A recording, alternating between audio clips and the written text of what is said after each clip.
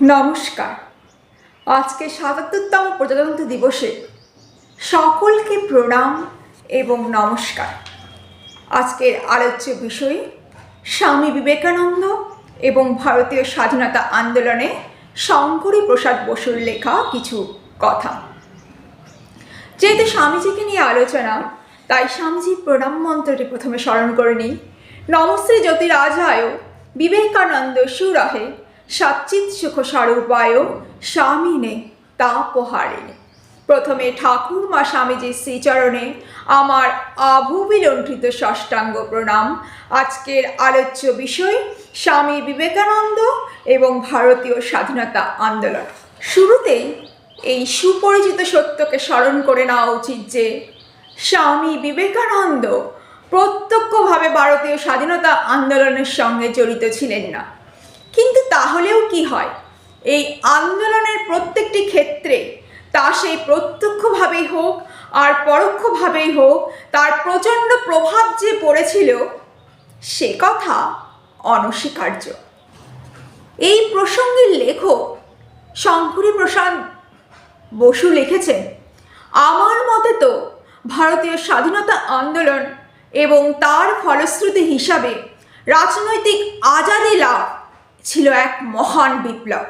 কারণ তৎকালীন বিশ্বের সর্বাপেক্ষা বিক্রমী সাম্রাজ্যবাদী শক্তি ব্রিটেন এবং তার দমন এবং শোষণপটু ধূর্ত শাসনযন্ত্রের জাল সর্বত্র বিস্তার করে শতাধিক বছর ভারতে কায়েমি হয়ে বসেছিল। বিপ্লব বলতে আমরা যদি এক বিরাট রাজনৈতিক পট পরিবর্তন বুঝি, তবে অবশ্যই এইটি ছিল একটি বিপ্লব।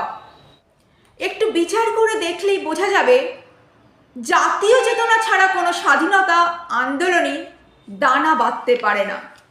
আর সেই জাতীয় চেতনায় উদ্বোধনে বিবেকানন্দের প্রভাব ছিল সর্বশ্রেষ্ঠ এবং সর্বাপেক্ষা তেজোর গর্ভ। ভগিনী নিবেদিতার ভাষায় তিনি ছিলেন ভিত গড়ার কারিগর। শ্রীরামকৃষ্ণ যেমন পুঁথি পাতলা না পড়ে বেদান্তের জীবন্ত প্রতিমূর্তি হয়ে উঠেছিলেন, জাতীয় জীবনের ক্ষেত্রে বিবেকানন্দও তাই ছিলেন। বিবেকানন্দের আবির্ভাবের পূর্বে ঠিক কী হয়েছিল তার বিশদ বিবরণ জানা নাই, তবে এটুকু বললেই যথেষ্ট যে প্রাক বিবেকানন্দের পর্বে ইংরেজি শিক্ষা এবং দেশীয় সাহিত্য, ভারতীয় পত্রপত্রিকা, বিভিন্ন সংস্কার আন্দোলন, কংগ্রেস সহ বিভিন্ন রাজনৈতিক প্রতিষ্ঠানগুলি তাদের কিছু কিছু প্রভাব ফেললেও জাতীয় চেতনা বলতে যা বোঝায় এদেশে তার একান্তই অভাব ছিল। আর সেই অভাবটি পূরণ হয়েছে বিবেকানন্দের আবির্ভাবের পরে। সমসাময়িক বিবরণ থেকে যে উত্তরটি আমরা পাই তা হলো শিকাগো ধর্মসভায় বিবেকানন্দের অংশগ্রহণ এবং সেখানে ভারতের ধর্ম এবং সভ্যতার অগ্রলিঙ্গ মহিমা উদ্ঘাটন করে বিশ্বের কাছ থেকে ভারতের সনাতন কৃষ্টি এবং সাংস্কৃতিক উৎকর্ষের স্বীকৃতি আদায় করে স্বদেশবাসীদের তাদের হারানো আত্মবিশ্বাস, আত্মশ্রদ্ধা পাইয়ে দিয়েছিলেন আর কেউ নয়, স্বয়ং বিবেকানন্দ। আর ভারতবর্ষে ফিরে দেশবাসীদের উদ্দেশ্যে বিবেকানন্দের কয়েকটি গুরুত্বপূর্ণ কথা বললেন। তোমাদের ভিতর যে প্রচণ্ড শক্তি আছে তা বিশ্বাস করো, ভারতের গৌরবময় ইতিহাসের প্রতি শ্রদ্ধাবান হও এবং কুৎসিত কুসংস্কার এবং সামাজিক অত্যাচারের বিরুদ্ধে তোমরা সবাই লড়াই করো। অধিকন্ত নতুন নতুন ধ্যান ধারণা এবং আধুনিক বিজ্ঞান এবং যন্ত্র সভ্যতার প্রযুক্তিগত কলাকৌশল দিকগুলি আয়ত্ত করার জন্য ভারতীয়দের উদ্বুদ্ধ করে জাতীয় নির্মাণের এক নির্ভরযোগ্য পথ তিনি বাতলে দিলেন। অতীত ইতিহাসের দিকে তাকালে দেখা যায়, জাতীয় পুনর্জীবনের আগে সর্বদাই একটি ধর্মীয় জোয়ার ভারতকে পরিপ্লাবিত করেছে। ইতিহাসের এই শিক্ষা বিবেকানন্দ গ্রহণ করেছিলেন। বুঝেছিলেন হিন্দু ধর্মকে পুনর্জীবিত না করলে এই দেশে কোনো জাতির গণ অভ্যুত্থান সম্ভব নয় এবং তিনি ঠিক সেই কাজটি করলেন। এবং স্পষ্ট করে এই কথাও তিনি বললেন, হিন্দু ধর্ম এবং প্রচলিত অন্যান্য ধর্মগুলি একই জাতির ছত্র ছায়ায় সম্প্রতির ভাব নিয়ে থাকবে। বিবেকানন্দের প্রাথমিক পরিচয় ছিল অবশ্যই তিনি একজন ধর্মনেতা, কিন্তু এই পরিচয়টি তাকে ভারতীয় স্বাধীনতা আন্দোলনের জনক হিসাবে চিহ্নিত করেছে। ভারতের জাতীয়তাবাদ, বিশেষত সংগ্রামী জাতীয়তাবাদের ক্ষেত্রে বিবেকানন্দের অবদানগুলি পরপর এইভাবে উল্লেখ করা যেতে পারে। ভারতীয়দের উপর আত্মবিশ্বাস এবং আত্মশ্রদ্ধা জাগানো প্রথম বিবেকানন্দই দেশবাসীদের মধ্যে আত্মবিশ্বাস এবং আত্মশ্রদ্ধা জাগিয়েছিলেন। দ্বিতীয়ত, ওঠো জাগো, লক্ষ্যে না পৌঁছানো পর্যন্ত থেমো না এবং বিস্তারী জীবন এবং সংকোচনী মৃত্যু, এই বাণীর মধ্য দিয়ে জাতির ধমনীতে ধমনীতে গতিময় তড়িৎ সঞ্চারিত হয়েছিল সেই সময়। বিবেকানন্দের সেই বাণী, ভুলিও না তুমি জন্ম হতেই মায়ের জন্য বলি প্রদত্ত, এবং ভিক্ষুকের কবে বলো সুখ, কৃপাপাত্র হয়ে কি বা ফল, দাও আর ফিরে নাহি চাও, থাকে যদি হৃদয়ে সম্বল, এই বাণীগুলো সেই সময় ভারতবাসীদের মনে এক অত্যাধিক সাহস জুগিয়েছিল। তারা নতুন করে বাঁচার শক্তি পেয়েছিলেন, আর সেই শক্তি পেয়েছিলেন স্বামী বিবেকানন্দের কাছ থেকে। স্বামী বিবেকানন্দ বললেন, জীবন হলো সংগ্রাম, আমৃত্যুর লড়াই করে যাও, আমি সংগ্রামে বিশ্বাসী। উপনিষদে একটি কথাই বলে অভি, অর্থাৎ নির্ভয় হও।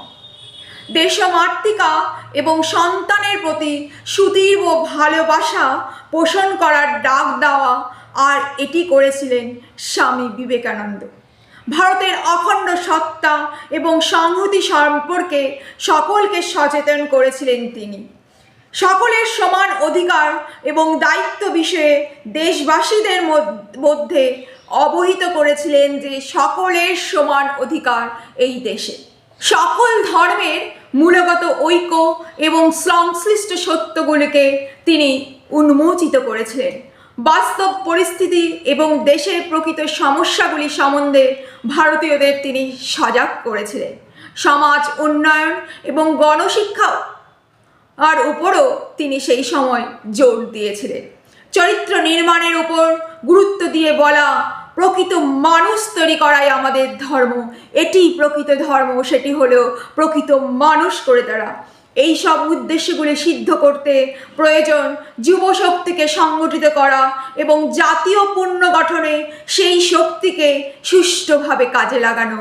এই সব বাণীগুলো সেই সময় বিপ্লবীদের মধ্যে আগুন দিয়েছিল। সেই সঙ্গে আরও দুটি কথা বলা দরকার। প্রথম কথাটি এই, বিবেকানন্দ সংকীর্ণ জাতীয়বাদ থেকে ভারতীয়দের দূরে থাকতে বলেছেন। দ্বিতীয়ত, তিনি বলেছেন সব সমস্যাগুলি বিচার করবার সময় আমরা যেন আন্তর্জাতিক প্রেক্ষিতটিকে মনে রাখি। অবশ্য দেশীয় সংস্কারগুলি জাতীয় ঐতিহ্য অনুসরণ করেই করতে হবে। সবশেষে জাতীয় সংহতি রক্ষার জন্য তার আহ্বান ছিল সকলের ঐকান্তিক প্রয়াস এবং সংগ্রাম। বিবেকানন্দের এই চিন্তাগুলি সেই সময় ভারতীয় ভূখণ্ডে দাবানলের মতো ছড়িয়ে পড়েছিল দুইটি ভাগে। প্রথমত বিভিন্ন স্থানে দেওয়া তার বক্তৃতাগুলি থেকে, দ্বিতীয়ত তার বইপত্রের মাধ্যমে। ডক্টর রাধাকৃষ্ণন বলেছেন তার বইপত্র সেই সময় কপি করে করে বিপ্লবীদের হাতে বিলি করা হতো। তাই হাতে হাতে তার কপি করে সেগুলি গোপনে ছাত্রদের মধ্যে বিলি করা হতো। বাতাস এবং জলের মতো কোনো বস্তু যখন নীরবে সর্বত্র ছড়িয়ে পড়ে, তখন তার প্রভাবে গভীরতার পরিমাপ করা খুব শক্ত। বিবেকানন্দের ক্ষেত্রেও কথাটি সমভাবে সত্য। সেই সময় যে ব্রত উদযাপনের কাজ বিবেকানন্দ হাতে নিয়েছিলেন, সে কাজের যোগ্যতা তার যথেষ্টই ছিল, সে বিষয়ে কোনো সন্দেহই নাই। অসামান্য প্রতিভাধর, প্রাচ্য এবং পাশ্চাত্য দর্শনে সুপণ্ডিত, ইতিহাস এবং সাহিত্যে গভীর জ্ঞান, সর্বোপরি শ্রীরামকৃষ্ণ যিনি যুগ যুগ সঞ্চিত ভারতীয় আধ্যাত্মিক কৃষ্টির চরম পূর্ণতা বলে স্বীকৃত, তার দেওয়া আধ্যাত্মিক শিক্ষায় তিনি ছিলেন পারদর্শী। সেই সঙ্গে যুক্ত হয়েছিল ভারতীয় জীবন সম্পর্কে নিবিড় অভিজ্ঞতা, যা তিনি সঞ্চয় করেছেন 6 বছর ব্যাপী দীর্ঘ ভারত পরিক্রমায়। সেই সময় তিনি যেমন রাজরাজ সঙ্গে বাস করতেন, তেমন ঝাড়ুদারের সঙ্গেও বাস করতেন, যখন তিনি 6 বছর ধরে ভারত পরিক্রমা করেছেন। তাই সব রকমের অভিজ্ঞতা তার ঝুলিতে ছিল। আর তিনি যেহেতু বিদেশেও গিয়েছিলেন, তাই কাজকর্মের ব্যাপারে পাশ্চাত্যের কায়দা কানুন এবং রাজনীতির বিষয়ে তার ছিল প্রত্যক্ষ জ্ঞান। বলা বাহুল্য, সব কিছু ছাপিয়ে তার হৃদয়ে পঞ্জীবিত হয়েছিল কোটি কোটি ক্ষুধার্ত ভাই বোনের প্রতি অপরিমেয় ভালোবাসা। অতএব সব দিক থেকে যে তিনি সর্বোত্তম যোগ্য ব্যক্তি ছিলেন, সে কথা না বললেও চলে। তিনি ভারতবর্ষকে ভালোবেসে এই ভারতবর্ষের পুঞ্জীবিত রূপ, ভারতবর্ষের আত্মা হয়ে উঠেছিলেন। আসলে বিবেকানন্দ গোটা বিশ্বের ইতিহাস গুলে খেয়েছিলেন। সেই জ্ঞান, প্রখর বুদ্ধিমত্তা এবং জীবনের অভিজ্ঞতার সহায়তায় তিনি ব্রিটিশ সাম্রাজ্যবাদের প্রকৃত স্বরূপটি উপলব্ধি করেছেন, যা দুর্ভাগ্যের বিষয় তার সময়ে সমস্ত ভারতীয় নেতারা হয়তো বুঝতে পারেননি। বাল গঙ্গাধর তিলককে আমরা সকলেই জানি। তিনি স্বামী বিবেকানন্দকে ভারতের জাতীয়তাবাদের জনক বলেছেন। 1912 সালের 14ই জানুয়ারি এই পত্রিকায় তিনি সগর্বে ঘোষণা করেছিলেন, স্বামী বিবেকানন্দই ভারতের জাতীয়তাবাদের প্রকৃত জনক। প্রত্যেক ভারতবাসী আধুনিক ভারতের এই পিতার জন্য গর্বিত। এটি বাল গঙ্গাধর তিলক তার পত্রিকায় সেই সময় প্রকাশ করেছিলেন। শ্রী অরবিন্দের ভাষায় স্বামীজির বক্তৃতায় সেই সময় আগুন ঝরত, আগুনের স্ফুলিঙ্গ ঝরত। তাই বিপিনচন্দ্র লেখেন, আমাদের আধুনিক জাতীয়তাবাদের সর্বশ্রেষ্ঠ উদ্গতা এবং প্রবর্তকের সম্মান বিবেকানন্দেরই প্রাপ্য। তিনি সর্বপ্রথম ভারতবর্ষ এবং তার সাংস্কৃতিক ঐতিহ্যের প্রতি সুতীব্র ভালোবাসার দীপশিখাটি প্রজ্বলিত করে সকলের হৃদয়ে দেশাত্মবোধের উন্মোদনা জাগান। শ্রীরামকৃষ্ণ বিবেকানন্দকে সম্বোধন করেছিলেন, তুই হলো বীর। এই বীরের মধ্যেই রামকৃষ্ণ সঞ্চার করেছিলেন তার শক্তি, যা মধ্যাহ্ন সূর্যের তীব্র রশ্মির মতো সমগ্র দেশে ছড়িয়ে পড়ে। তাই শ্রী অরবিন্দ সমগ্র জাতিকে আহ্বান করে বলেন, দেখো দেখো, বিবেকানন্দ তার দেশমাতৃকা এবং সন্তানদের হৃদয় মন্দিরে এখনও জীবিত। আর এইটি শ্রী অরবিন্দ বলেন স্বামীজির মহাসমাধির পর। একটু রবীন্দ্রনাথ ঠাকুরের দিকে যায়, যিনি এই বিপ্লবী আন্দোলন থেকে একেবারেই দূরে ছিলেন, কিন্তু তিনি লিখেছেন, যদি তুমি ভারতকে জানতে চাও, বিবেকানন্দকে জানো। তার মধ্যে সব কিছু ইতিবাচক, নেতিবাচক কিছুই নেই। বিবেকানন্দ বলেছিলেন, প্রত্যেক মানুষের মধ্যে ব্রহ্মের শক্তি। বলেছিলেন, দরিদ্রের মধ্য দিয়ে নারায়ণ আমাদের সেবা পেতে চান। এই হলো বাণী, যেই বাণী স্বার্থবোধের সীমার বাইরে মানুষের আত্মবোধকে অসীম মুক্তির পথ দেখালে। এটাই রবীন্দ্রনাথ ঠাকুর স্বামীজির সম্বন্ধে বলেছিলেন। আমি আগের ভিডিওতে নেতাজি এবং বিবেকানন্দ সম্পর্কে বলেছি, যদি না দেখো তাহলে একবার দেখে নিও। সুভাষচন্দ্র, যাকে সেই সময় ব্রিটিশ সরকার সর্বাপেক্ষা বিপজ্জনক ব্যক্তি বলে মনে করতেন, যিনি গোটা ভারতবর্ষের বৈপ্লবিক তেজের প্রতিমূর্তি ছিলেন, সেই তিনি বারংবার লিখেছেন যে তার জীবন বিবেকানন্দের আদর্শেই বিকশিত হয়েছিল। দেশীয় যুবকদের প্রতি তাই তিনি স্বামীজির আদর্শ অনুসরণ করার নির্দেশ দিয়েছিলেন। তার মতে, চরিত্র গঠনের জন্য জাতির সামনে শ্রেষ্ঠ আদর্শ দিয়ে গেছেন স্বামী বিবেকানন্দ। বাস্তবিক বিবেকানন্দের জ্বলন্ত দেশপ্রেম গলিত লাভার মতো সুভাষচন্দ্রের শিরায় উপশিরায় প্রভাবিত হয়ে তাকে সর্বস্ব ত্যাগের পথে আমৃত্যু সংগ্রামে উদ্ভূত করে। সুভাষচন্দ্রের দৃষ্টিতে বিবেকানন্দ পূর্ণ বিকশিত পৌরুষের একটি প্রতীক। বিবেকানন্দ সম্পর্কে তিনি লিখেছেন, তিনি ছিলেন আত্মত্যাগের বেপরোয়া, কর্মে অবিরাম, প্রেমে সীমাহীন, জ্ঞানে অতল স্পর্শী এবং বহুমুখী, আবেগে উচ্ছ্বসিত, আক্রমণে নির্দয়। কিন্তু এসব সত্ত্বেও তিনি ছিলেন শিশুর মতো সরল। তিনি যে নিজেকে বিবেকানন্দের শিষ্য বলে মনে করতেন, এসব জানার পরেও কে আর তার কথায় সন্দেহ প্রকাশ করেন?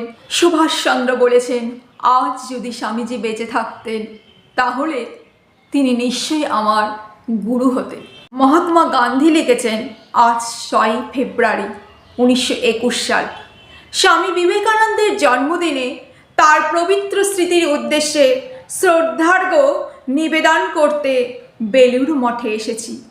তার রচনাবলী আমি অত্যন্ত মনোযোগ সহকারে অনুশীলন করেছি এবং সেগুলি পাঠ করবার পর আমার মাতৃভূমির প্রতি আমার ভালোবাসা সহস্র গুণে বেড়ে গিয়েছে।